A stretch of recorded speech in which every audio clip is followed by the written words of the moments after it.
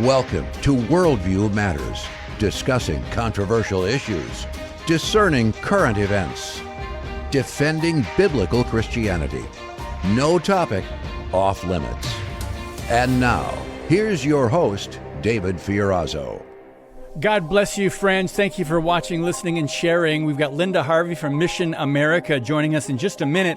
But I want to thank some people that have sent in some donations. Now, our fundraiser is over. It's been over for weeks. But I just still want to recognize people that are supporting us. It's just been a blessing. God will provide all of your needs according to his riches and glory by Christ Jesus. Philippians 4:19. And we are a testament to that.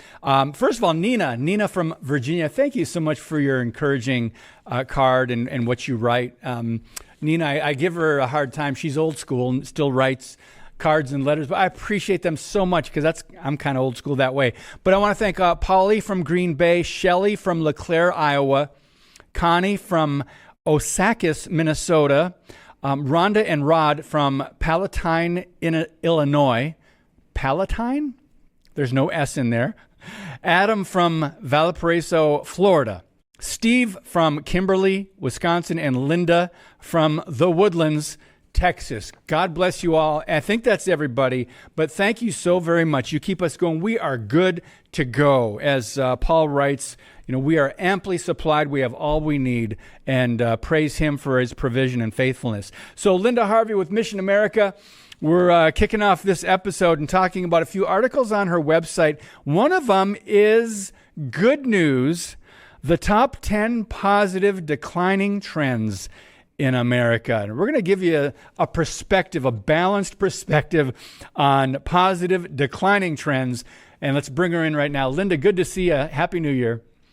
Happy New Year to you, David. It's great to be with you. Yeah, good to have you on again. And before we dive into this and talk about some of these items and stories, just what's been happening with you and your ministry, any news and updates you can share with our audience?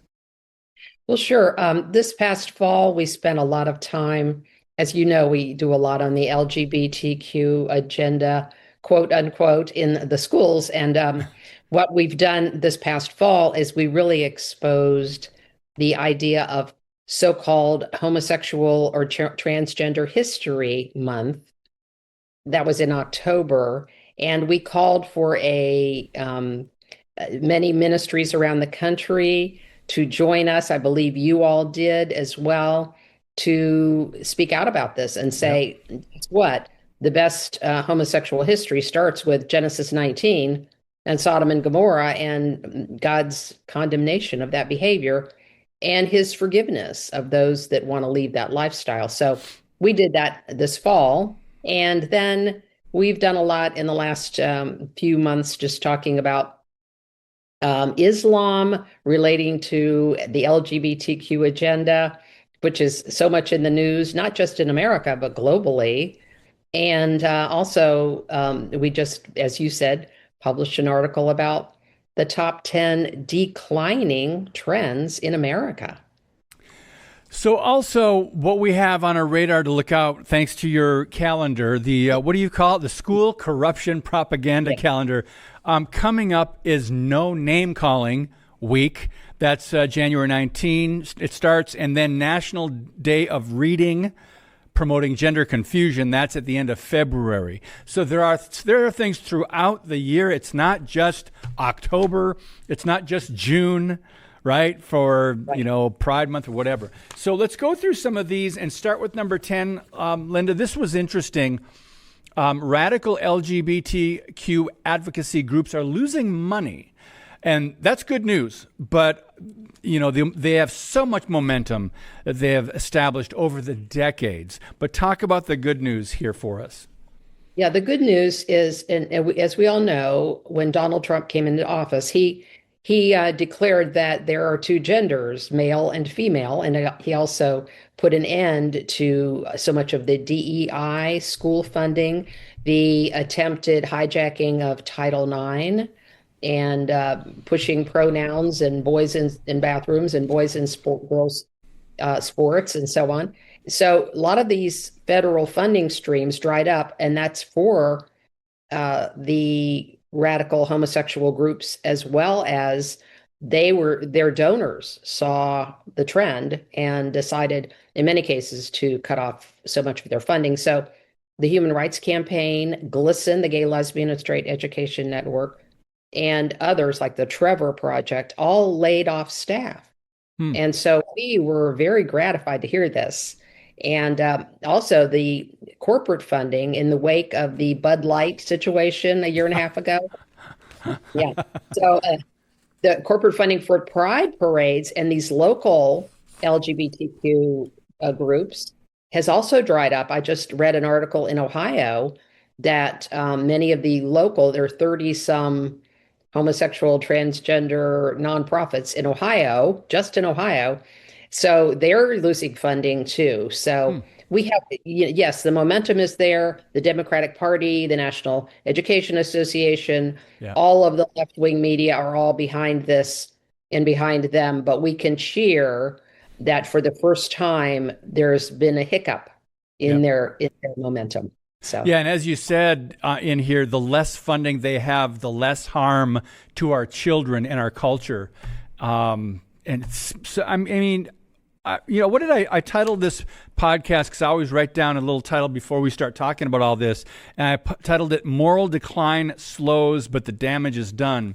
They've corrupted so many young children who are now adults, and they've been active for decades because of the stronghold the left has in particularly the government-run schools. And look at social media and look at everything that's coming against biblical values or the truth. So yes, the less funding, the better. Now let's jump to number 9, Linda. Teachers union membership dropping steadily. Explain this. Yeah, and it's been going on for the past 4 or 5 years, but it's definitely getting some more momentum in that more and more teachers are learning that because of a very prominent Supreme Court case a few years ago, that they can refuse to join the teachers unions and they can get the benefits that they get from other organizations. There are Christian teachers unions. There are totally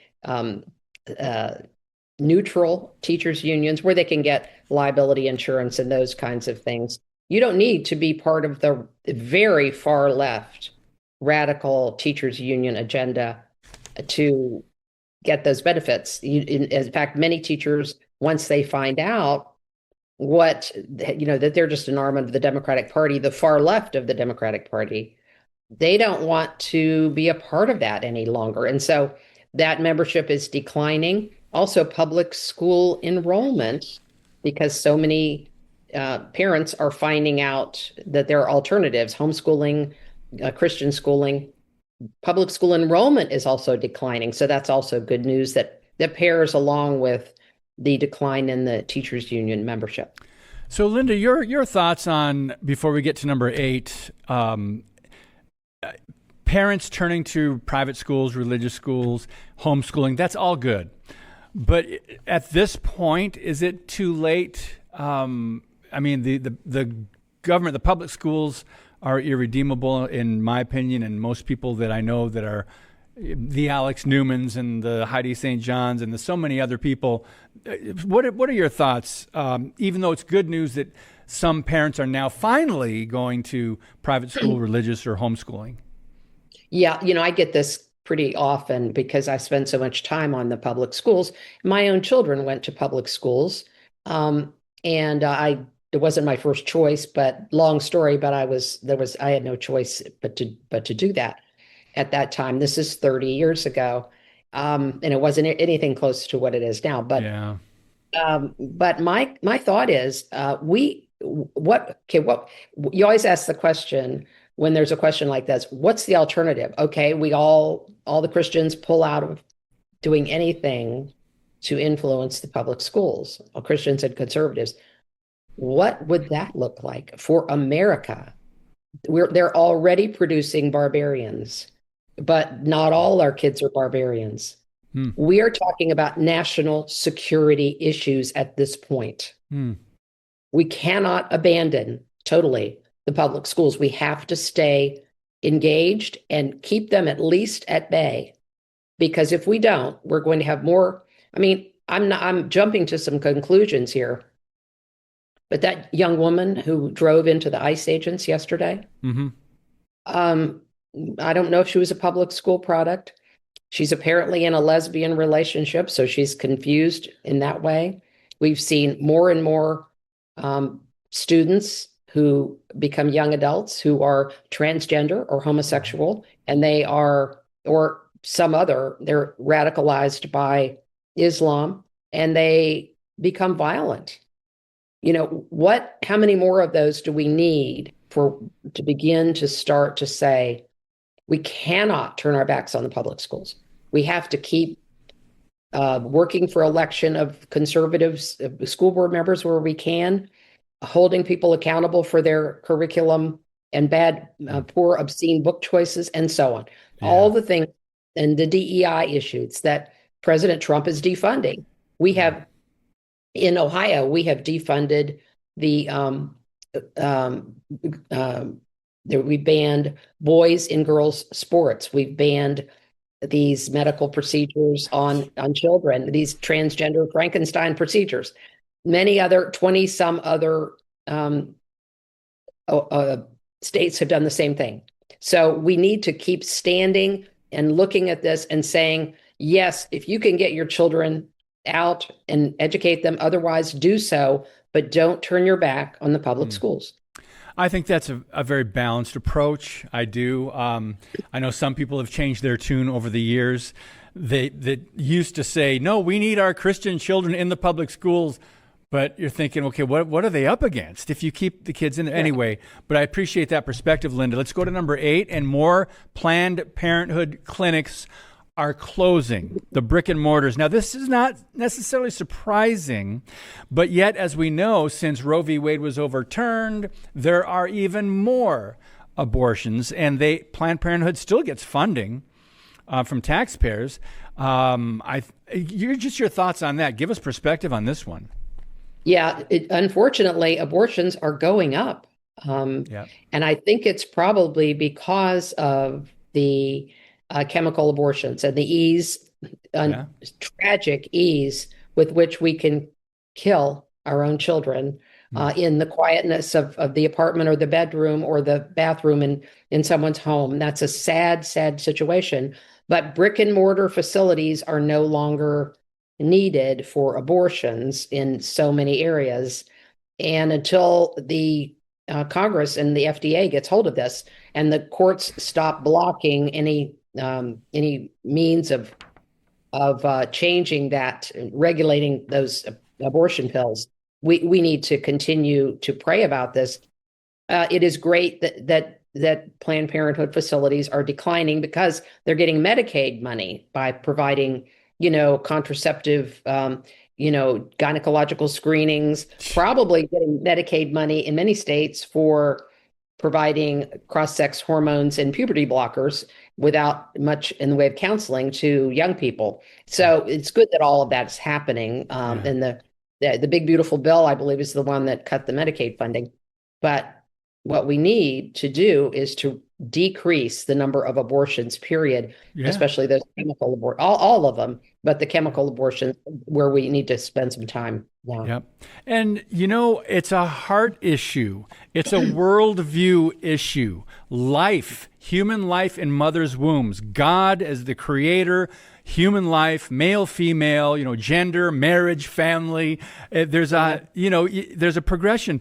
And so, because we can do all the political battles back and forth in D.C. between the Democrats and Republicans, that's been happening for decades. But until you can actually reach kids or young people with the gospel, and sometimes it's not just young people getting abortions, until hearts change, then the value for life is there, and things change, worldview changes. But let's move on to the next one. Linda, I could go either way on this because there's a dispute over whether this is a valid report. Number 7, some say the number of minors embracing gender confusion is in decline. I certainly don't see that with the propaganda out there, television, social media, Hollywood. Your thoughts? Yes, this came out and everybody went, "Wow, this is wonderful." And then there were many criticisms of that report, Hmm. that specific report. But I do believe that we will find when we get more widespread surveys on this that there is indeed a decline. I know in two situations in that I've known about in Ohio, good friends of mine, both had girls 4 and 5 years ago who decided they were boys. Both of these girls have left that uh, insane idea and returned to being the girls that God made them to be. And Okay. I know that's anecdotal evidence, but I believe that once we get some valid statistics in and some good surveys, we're going to see that this is indeed the truth, because the truth is being proclaimed in more and more public venues than it was before. Yeah. And we were censored. A lot of voices were censored before. Yeah. And so that's a good thing. Moving on for the sake of time. Again, friends, did I give the website at the beginning? missionamerica.com. Thank you. This is great news, but I'm very skeptical about number 6. The Democrat Party has money trouble. They'll get it. They'll still get funding, but go ahead and share what you know about that, Linda. Well, I know, and they so totally botched with under Kamala Harris's presidential bid, the finances, but they're never held accountable for that. Yep. Yet I think they will get the money that they need, unfortunately. But it looks like fewer and fewer people are supporting what they're doing, and our side is more vocal.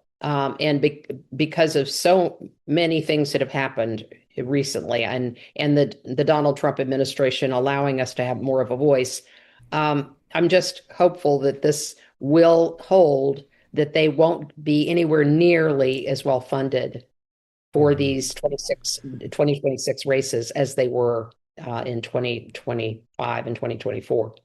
Yeah, midterms are going to be huge. So you can mention number 5 if you want to, but I don't want to run out of time before make sure we get to number 4. And for the first time in 50 years, there are fewer drug traffickers, sex traffickers, Islamic terrorist wannabes, convicted felons, and welfare parasites. Why? Because new illegal immigrants are no longer invading America's borders, thanks to the Trump administration. And share about that, Linda. Yes, the cut in illegal immigration is such great news. And remember the one before that about fake Social Security and SNAP accounts, and now all the Somali immigrants. Patriot Post had an interesting, somebody in there wrote that Minnesota is now the land of 10,000 daycares, which I thought was people up your way probably will appreciate that. Yeah. We have the second largest Somali community is in my town where I reside, Columbus, Ohio. Oh, wow. So there's also evidence. We're getting the citizen journalists who are knocking on the doors of these, daycares where there are no children, and bars on the doors, and BMWs in the parking lot. So we're going to see a lot of this rolled out as Trump follows federal law and exposes some of this and keeps the illegal immigrants out. I mean, it's pretty simple. I'm sure this is rampant, Linda, not just Minnesota or Ohio. How did the government just not have the manpower to investigate or make sure the funds were used properly? Or is this a thing of the media covering up for blue cities or blue states? Yeah. What are your thoughts on that? Some of that, but I think this started under Obama, where there was federal money. And of course, he's been soft and very, very buddy with the Islamic communities, Yep. period. And then it accelerated after the George Floyd riots, and Black Lives Matter, where you could not question any nonprofit group that was founded by people of color. Just didn't question what they were doing. So I think they would get away with a lot. So I think we're going to find that that's what it is. Okay. Number 3, fewer gender clinics for children are operational. Major pediatric clinics closing. And you mentioned a few of the major hospitals. That's great news. Is that trend going to continue, Linda? It will continue because the federal and state funding, in many cases, is drying up because Praise they're God. finding that yes, praise God, they just don't have that. And in Europe, they're moving away from these protocols as to how to treat children with, again, Frankenstein medicine. So hopefully that will continue. Okay, this one, I don't see it, but number 2, support for same-sex marriage declined, maybe slightly. What do you see about on this one, Linda? Well, this is again, this is the major pollsters that measure this over a period of time, the support for same-sex marriage, which has been increasing, and now it's taken a backtrack. It's still a majority now, Yes. but it is only a slight majority. And of course, as you might expect, more Republicans than Democrats disapprove of same-sex marriage. We're going to have a number of ballot issues going around the country. I think we may have one in Ohio this coming fall or a year from now, that where they're trying to solidify and put in the state constitutions a support for same-sex so-called marriage. Yeah. And yes, so-called. We have to put marriage in air quotes when we're talking about same-sex marriage. And we have to remember, friends, who ordained and defined marriage? God. Natural marriage between one man and one woman. That's biblical, and that's throughout world history. Let's go to number 1, and this is good, that for the first time, more people, particularly young people, Gen Z, they're turning to Jesus. They're going to church. The Bible sales are off the charts, and this is in large part due to the assassination of Charlie Kirk. And people, it was very sobering, I think, for the country and maybe even the world. Your thoughts on that? This is a very positive sign. Yes, in the view of declining trends, the decline is the number of people giving the cold shoulder to Christianity and saying, "Oh, I'll never even consider that." And especially younger people are saying, "Wait a minute, I think there may be something here that I have missed." And more TPUSA and other Christian groups are springing up everywhere. I mean, it's just astounding. And I just quoted the Revelation 3:20. To hear his voice, behold, I stand at the door and knock. Those hearts that are open, Jesus is knocking on your door, the door of your heart, and do not turn away. Yeah, ever since the memorial service for Charlie Kirk, I know people debate over a couple non-Christians sharing the gospel or mentioning Jesus, but God was glorified, and we have to just get back to the basics. Is this reaching people? Is this changing people's hearts? Are more people open to the true God? And yes, it is. So Linda, 4 minutes left. We do want to touch on another article you wrote called The Queering of American Islam. This is very interesting. Strange bedfellows. When you've got the LGBTQ partnering with Islam. Yes.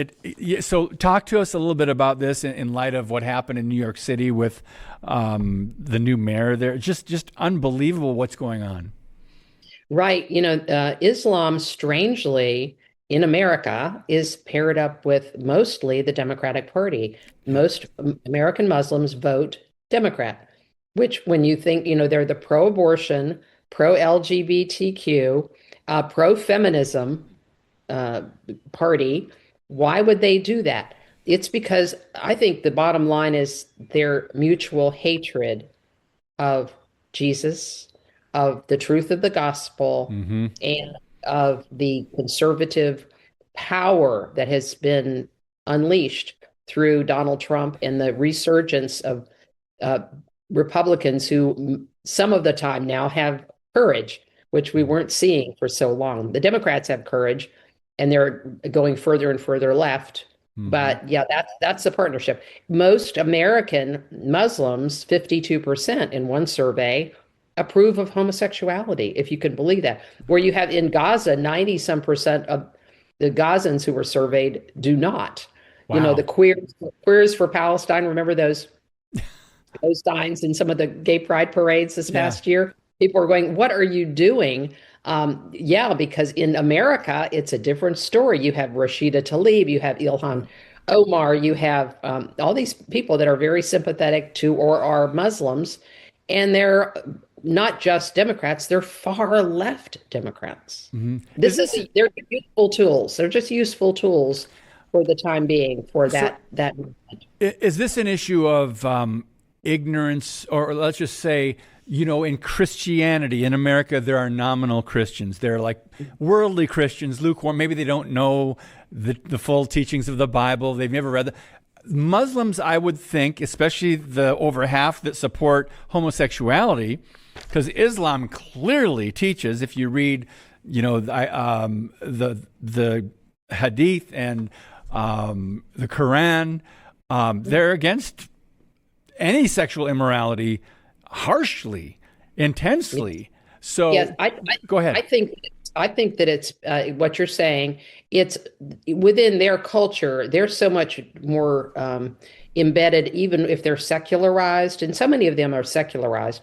But they still will. They'll know that their culture disapproves of this, but yet they're like many American Jews are liberals. Why would in the world in today's environment, with anti-Semitism increasing, would Jews be liberals and identify with any of this? It's because they identify more strongly with their liberal values than they do with their culture, even if the background is Islam or is Judaism.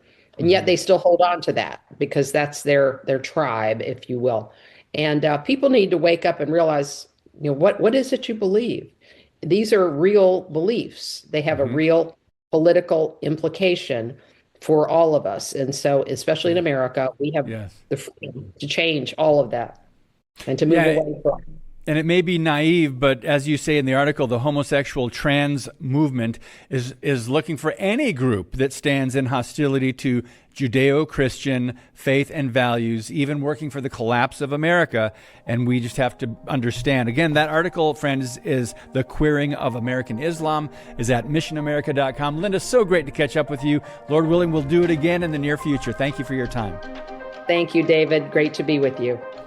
Friends, thank you for watching, listening, and sharing the podcast. To God be the glory, and may you be blessed and always keep speaking the truth about things that matter.